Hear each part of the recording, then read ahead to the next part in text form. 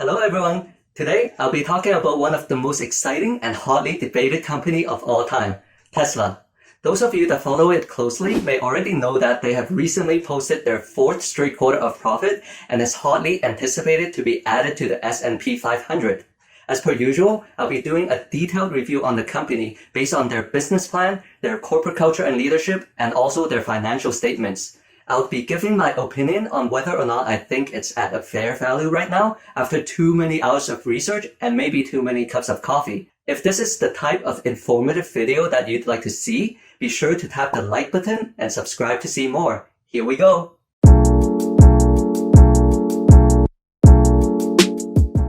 Welcome everyone! Bunny Billionaire here to talk about money stuff, and today's topic is Tesla, a vertically integrated sustainable energy company. Seriously though, that's literally written on their second sentence on their 2019 annual report. And their business covers from energy generation for solar energy, to energy storage for the batteries, to energy consumption products, which is their cars. First, let's talk about the Tesla game plan. Startup, cash in, sell out, bro down. Sorry, it's this one, but it's almost just as simple. This is the master plan laid out by Tesla first in 2006 and then expanded on in Master Plan Part 2 in 2016. The first 3 points are touched on in the Part 1 and the last 2 points are touched on in Master Plan Part 2. Looking at the plan and then reviewing Tesla's timeline, the master plan looks almost prophetic.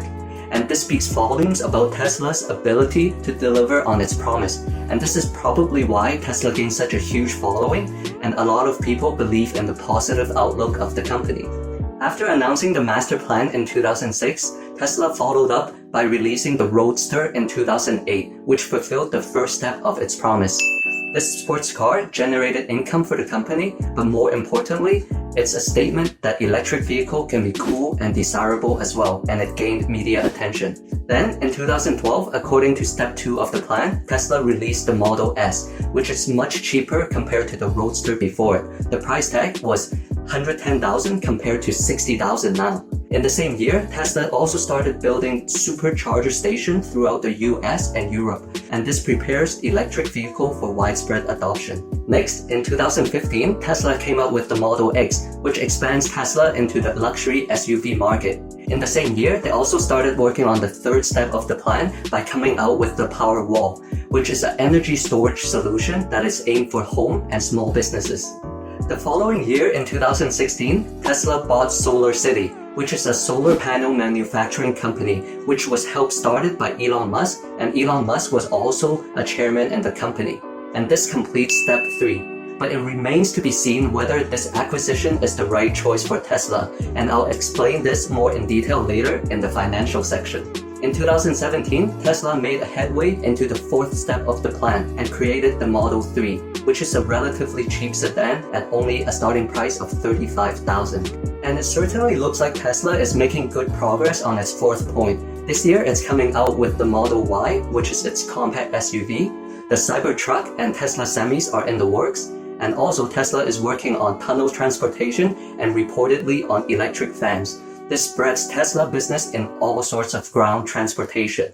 And on the fifth and final point, all the cars that Tesla sells are equipped with the hardware to help it collect data to train its neural network for its self-driving feature. So basically, the more cars that Tesla sells and the more Tesla cars travel on the road, the better its self-driving feature improves. As of 2020, Tesla already has 3 billion miles traveled under autopilot, and compared to its major competition, which is Waymo, backed by Google, they have only traveled 20 million miles, and GM Cruise has only traveled 1.4 million miles. So you might ask how come Tesla has so much mileage above its competitors, especially when Waymo started autonomous driving even earlier than Tesla? Well, I think one of the reasons is because Tesla is betting against all its competitors by saying that LiDAR technologies is completely useless and makes the autonomous driving prohibitively expensive. Basically, LiDAR technology is a laser technology that is supposed to help measure distance more accurately and therefore make self-driving a bit safer. So, is Tesla right in ditching the LiDAR technology that is too expensive to implement right now for wide-scale adoption? Well, think of it this way. Say you're trying to predict the 2020 election result. Do you stand a better chance if you do a simple nationwide poll and ask one single question? Are you voting for Joe Biden or Donald Trump? Or do you stand a better chance predicting the result if you go to just one state but ask them a complicated survey, asking them who they're voting for, what's their ethnicity background, what's their education level, what's their age group, and then extrapolate that data to the entire nation? I would put my money on the wider set of data. And this is also why you should smash the like button so that YouTube has more data that this video is awesome and will show it to more people. Now let's talk about the CEO and the corporate culture of the company, because that's what fuels the growth of Tesla. Even though Elon Musk didn't really start Tesla, the company owes everything to him as the CEO for its success that it's enjoying right now. Besides being a visionary, Elon Musk is also brash and doesn't conform to the usual CEO mode. For example, he's known to smoke joint on a podcast, and he's also outwardly spoken and disrespectful of the Securities and Exchange Commission, or SEC for short. This sometimes gets him into trouble. For example, his battery cell manufacturing partner, Panasonic, which has a more conservative culture, is not too impressed with him smoking on a podcast show. And also, the SEC has fined Tesla and Elon Musk each for $20 million, and also had Elon Musk step down as the chairman for Tesla for 3 years for breaking SEC rules. But it is precisely this Iron Man personality that allowed Elon Musk to gain a huge cult following and also a lot of free media attention. This ultimately let Tesla raise a lot of capital easily and also save on a lot of marketing costs. But saving marketing costs alone doesn't explain how Tesla is able to consistently deliver on its plan and also come out with all these tech breakthroughs. To understand this, we must also review how Elon Musk runs his company. Tesla has a really loose organizational structure. In fact, Elon Musk is famous for encouraging anyone to talk to or email to anyone according to what they think is the fastest way to get a problem solved for the benefit of the entire company. This flattening of the organizational structure allows information and idea to flow freely and quickly within the company. And combine this with Tesla training its employee to think outside of the box and also take a root cause approach to solving problems has allowed Tesla to come up with innovative solutions to solve problems quickly. This loose organizational structure, like Elon Musk's personality, can be a double-edged sword. For example, a loose organizational structure is great at being creative and adaptive, but it is not so great at execution, where it's important to be predictable and reliable. And this is shown in areas for Tesla in the past. For example, Tesla has often run into production delays, and often its finished products are not as high quality as other premium car manufacturers, which generally have a tighter organizational structure. Luckily, Elon Musk's charismatic personality has been able to stave off major criticism and maintain investor confidence and allow the company to move on. But as Tesla grows larger and larger, in my opinion, it could benefit from a slightly tighter organizational structure. Alright, now let's talk about Tesla's business and financials. Tesla business can be broken down into 3 major segments. The first is the automotive sales, the second is the energy storage and generation, and then it's the services and others business. The automotive segment of the business obviously includes the design, development, manufacturing, sales, and leasing of their vehicles. But a lesser known but also major source of income is from the sales of regulatory credits. For example, the state of California and other states that adopt the California automotive law require that auto manufacturer gain these things called zero-emission vehicle credits. Basically, it forces normal manufacturers to sell a certain percentage of electric or hybrid vehicle based on their sales of normal internal combustion engine vehicles. And since Tesla doesn't manufacture any internal combustion engine vehicle, they can just turn around and sell all their zero-emission vehicle credits to other manufacturers so that they can meet the legal requirements. Other smaller sources of revenue for this segment includes the sales of access to their supercharger network, the autopilot system, internet connectivity, and also over-the-air updates. For the services and other segment, it includes the revenue from non-warranty after-sales vehicle services, used vehicle sales, insurance sales, and also the sales of merchandise. Finally, for the energy generation and storage segment, this includes the design, manufacture, installation, sales, and leasing of solar energy generation and energy storage products, services related to the products, and also sales of solar energy system incentives. Now that we understand how each business segment in Tesla earns money, let's look at this chart which shows us the revenues from each business segment from 2017 to 2019. By far, the automotive sales is Tesla's single largest source of revenue, accounting for up to 82 to 86% of the revenue throughout 2017 to 2019. We can see that the revenues are growing, but the growth has flattened for 2019 before the pandemic hits. And its energy generation and storage segment revenue is even shrinking. Then, if we go on and subtract out the cost from each individual sector, the automotive and solar energy segments are bringing in gross profits, while the services segment is actually losing money for Tesla. We can go further by taking the gross profit and divide it by the revenue, and it gives us the gross profit margin. Here in this chart, I have taken out the services segment because it's not earning any profit, so there's no margin to calculate. We can see that both the solar and automotive business margins are shrinking. The solar segment went from 22% in 2017 to 12% in both 2018 and 2019.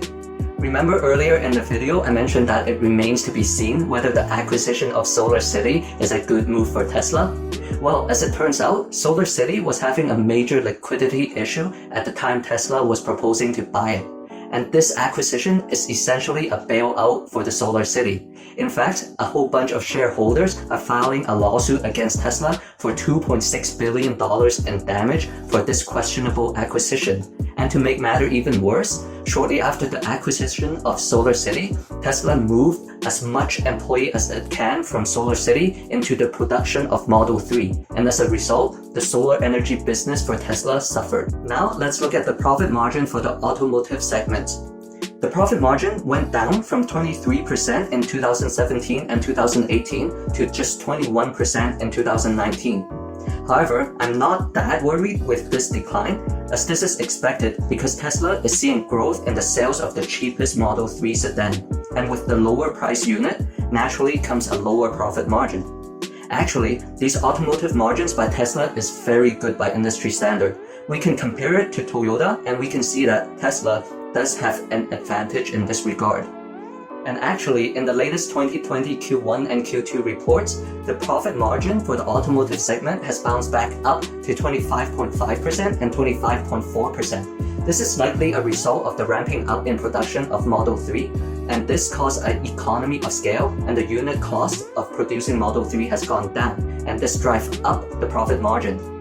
So far, we have talked about the Tesla business plan, its corporate culture and CEO, and also some of its financials. And it looks like the good is outweighing the bad. However, is Tesla really the inevitable force that its stock price suggested to be? Or will it all snap away because it's all speculation? To answer this question, you must smash the like button.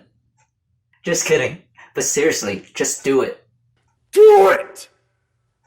Just do it! So, to really answer the question, we need to evaluate Tesla as a car company. While Tesla tries really hard to sell that it is more than just a car company, its financials suggest that the majority of its revenue is coming from car sales, so we should evaluate it for what it is. Since Tesla is the largest auto manufacturer by market cap, we can compare it to the second largest auto manufacturer, Toyota. We can see here that Tesla is just a tiny fraction of the car delivery made by Toyota, in fact about 4%. And then if we look at the revenues, we can see that it is slightly better, but Tesla only accounts for 8% of the revenue of Toyota. Then we can also compare their price to earnings ratio to see how their relative prices compare to each other. At the time of filming this video, Tesla costs around $14.31 per share, and their earnings is $1.92 per share. So dividing the two, we get a grand total of $745. And how does Toyota compare? It's just 9.34. So apparently, it looks like Tesla is way overpriced. You're just a Tesla hater. It's all about the long-term growth, man. Dislike, unsub, see ya. Wait, I'll be talking about the growth as well. To evaluate this, I'll use the PEG ratio, which is what I've used in my previous Netflix video as well. For those of you that haven't watched it, the PEG ratio is just the price to earnings ratio divided by the growth rate. And since Tesla only recently became profitable in the last 4 quarters, there's no year-over-year growth rate that I can compare to. So as a stand-in, I'll be using the revenue growth rate in the past 5 years, and the average is 57%. This is really quite impressive for an automaker. So dividing the price to earnings ratio by 57, we get a value of 13. Generally, a PEG ratio of 1 or less than 1 is considered fair value. So even by the PEG standard, Tesla is quite overvalued. It seems a bit oversimplified to just say Tesla is overvalued because of its PEG ratio. So let's do another sanity check by projecting out Tesla revenue into the future and compare it with the Toyota, since Toyota is fairly valued right now. And using a growth rate of 57%, we can see that Tesla will overtake Toyota in revenue in the year 2025. So, in a sense, I would only be willing to pay the current price of Tesla in 5 years, and that is assuming Tesla can maintain its 57% growth rate as it takes on more and more market share, which I feel like is quite a long stretch. But I understand that everyone's opinion on Tesla is different, and if you do decide to invest in the company, I would urge you to consider these pros and risks about the company that I can think of. Let's start off with the pros first. Elon Musk enables Tesla to market their brand at very low cost and also enables them to raise capital easily. Tesla has a strong fanatic fan base following. Tesla's sales distribution model has significant advantage in selling electric vehicles because it is the car manufacturer and dealer at the same time, so they cut out the middleman and earn higher margins. Also, traditional car manufacturers rely on dealerships to sell their cars.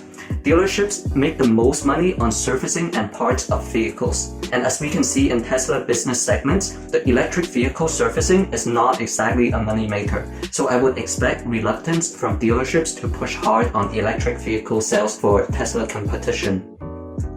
Next, we have the sales growth that are strong in China for Tesla and actually accounts for a large part of Tesla's 2020 Q2 numbers.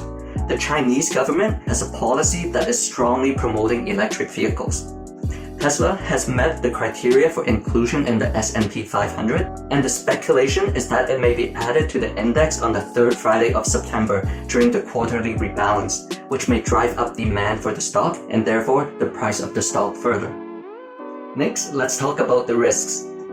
The fact that Tesla's success rests so much on Elon Musk is a huge risk for the company, especially since he's known to work 80 hours per week normally, and then in crunch times, more than 120 hours per week. Working that much in a week without much time for rest just can't be good for his health, and if any health issue hit him, it would crater Tesla's valuation. Tesla single sourced a lot of important components for their products. If a sole source supplier runs into production troubles, so will Tesla. The world is turning their attention to electric vehicle, and other car manufacturers have much higher revenue numbers that they can then plow into research and development, and their technologies may catch up to Tesla. In fact, this is already happening in terms of electric vehicle range. China is using Tesla to promote development of local supply chain for electric vehicles. With a better supply chain, Chinese branded vehicles will arise to challenge Tesla. This is similar to what happened to Apple iPhone in China as the smartphone supply chain matures. Brands like Huawei, Oppo, Vivo, Xiaomi eats away at the iPhone market share. For me, Tesla is a great company, but it already has too much optimism priced in right now, so I'll be looking for other options to invest in for now. If you're like me and want to look for other good companies, you can check out my other videos over there. And make sure to hit the subscribe and notification icon bell so that next time you'll get notified right away when I post a new video. Until next time!